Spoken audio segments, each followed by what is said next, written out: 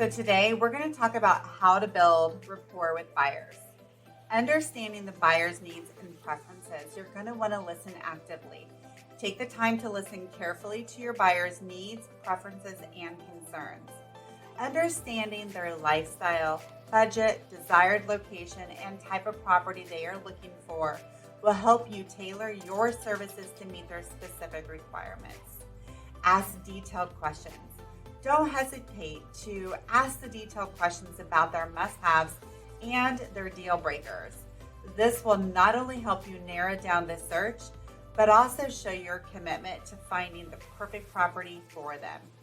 You want to consistently be educating and guiding the buyer through the process.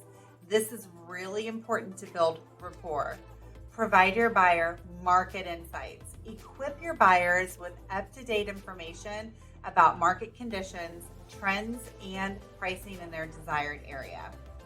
This knowledge empowers them to make informed decisions and sets realistic expectations.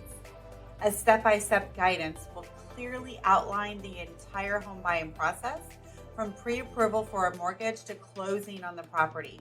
Keep them informed at every stage. Explain the complexities and ensure they understand their options, helping them to reduce anxiety and build trust.